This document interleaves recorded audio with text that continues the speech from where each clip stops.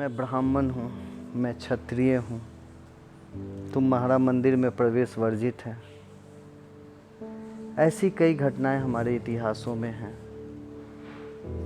जो आज इस मॉडर्न समाज में भी कहीं ना कहीं हमारे कंडीशनिंग में भी हमारे ब्रेन को रोकती है। खासकर जब आप अपने बच्चों की शादी करने जाते हैं तो आज भी हम जाति प्रथा में उलझे पड़े हैं। ये जातिगत भेद क्यों, जब हमारी जन्म ईश्वर ने हमें प्रदान की है और ईश्वर ने हमें एक सामान बनाकर भेजा है। हमारे जो भौतिक शरीर है वो भी एक तरह की है। रंग थोड़ा अलग हो सकता है, कोई थोड़े सुंदर हो सकते हैं, कोई थोड़े कुरूप हो सकते हैं, लेकिन ये जातिगत भेद क्यों? ये तो हमारे पुराणों में वर्णित जो भी हैं, हमारे वैदिक सभ्यता में तो जाति भेद नहीं थी। हम लोगों में कर्म भेद था। कर्म भेद आज भी है। कोई बिजनेसमैन है, कोई ऑफिस में जॉब कर रहे हैं, जॉब में भी किन्हीं का ट्रांसपोर्टेशन का काम है तो किन्हीं का मैन्युफैक्चरिंग का काम है। कोई जूता बनाते हैं तो कोई ईश्वर का मूर्ति बनाते हैं। कोई सोना का काम कर रहे हैं, कोई कपड़े का। तो हमारा कर्म भेद तो लाजमी है क्योंकि वो हमारे कर्म का घोतक है, पर जाति भेद कहाँ तक? किन्हीं से चर्चा ही बोले मनुस्मृति में ऐसा वर्णन है। किसी भी स्मृति, किसी भी पुराण का ना जानकारी लेते हुए मिस रिप्रेजेंटेशन करना, उसको गलत ढंग से प्रस्तुत करना कहाँ तक सही है? भगवान मनु ने कभी भी जाति भेद को नहीं बताया था।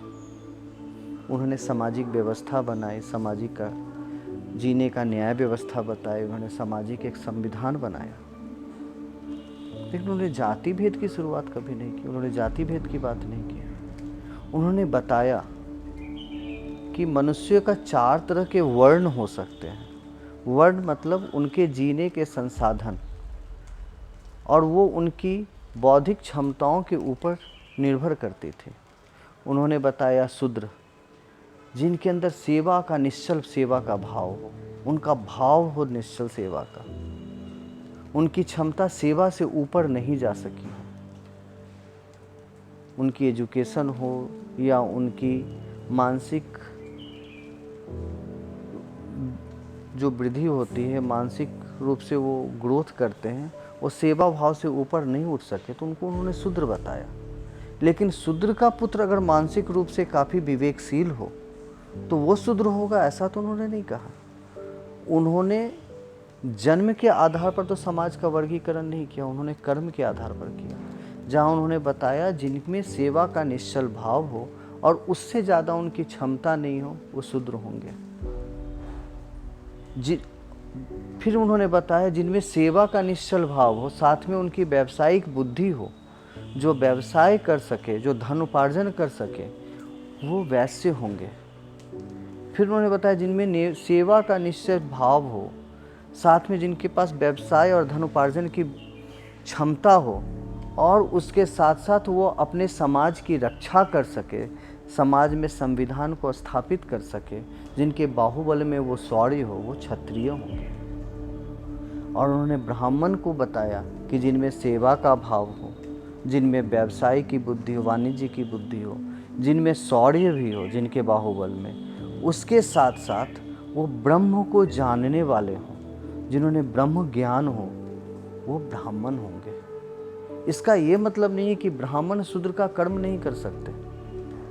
ब्राह्मण में कंपलसरी है शूद्र का गुण होना, वैश्य का गुण होना, क्षत्रिय का गुण होना, उसके बाद एडिशनल उनमें ब्रह्मत्व का ज्ञान हो। तो यहाँ हर मनुष्य के लिए ये कर्म के आधार पर वर्गीकरण था। जो ब्राह्मण होंगे उनको ब्रह्म का ज्ञान है, अवश्य वो पूजनीय है। जो क्षत्रिय हैं वो समाज में न्याय व्यवस्था करते हैं, आपकी रक्षा करते हैं, अवश्य वो पूजनीय है।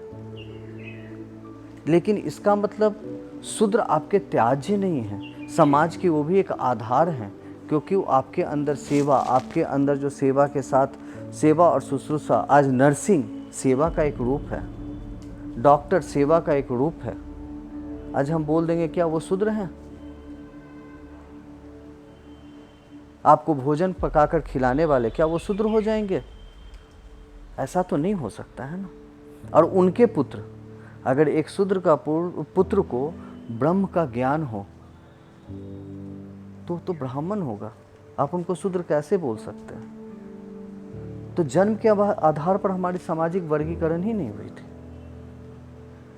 और ऐसा बताया भी गया है, राजा भरत अपने उत्तराधिकारी अपने पुत्र को नहीं, समाज में सुशिक्षित और उसके लायक, जो राजा बनने के लायक जिसमें गुण था, उनको उन्होंने राजा बनाया।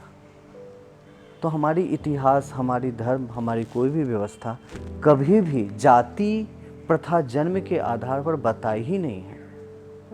उन्होंने हमेशा कर्म की प्रधानता दी है और कर्म हमारी पहचान है। और सिर्फ इंडिया में नहीं, अगर आप बाहर भी जाते हैं तो नाम आता है गोल्ड स्मिथ। वो क्या है? वो वहाँ पर गोल्ड स्मिथ का काम करने वाली फैमिली से आ रहे हैं। तो ये पूरी समाज में ऐसी व्यवस्था थी कि आपके कर्म के आधार पर आपका नाम हो, आपका वर्गीकरण हो। तो जाति भेद क्यों? अगर कोई बच्चा शूद्र का ही पुत्र हो, लेकिन अगर उसमें ब्रह्म ज्ञान हो या वो क्षत्रिय की तरह शूरवीर हो, तो उसको क्षत्रिय का सम्मान मिलेगा और मिलता रहा है। और हमारे यहाँ गुण की चर्चा होती है, जन्म की नहीं। ब्लड लाइन से ज़्यादा इम्पोर्टेंट है आपकी अपनी गुणवत्ता, आपकी गुण, आप क्या काम करते हैं, उसकी महत्व सबसे ज़्यादा है। तो हमारे अपनी कंडीशनिंग को, अपनी मानसिकता को इस अनुरूप ढालें कि हमें एक्सेप्टेंस करना होगा, उनका वेलकम करना होगा नए समाज का।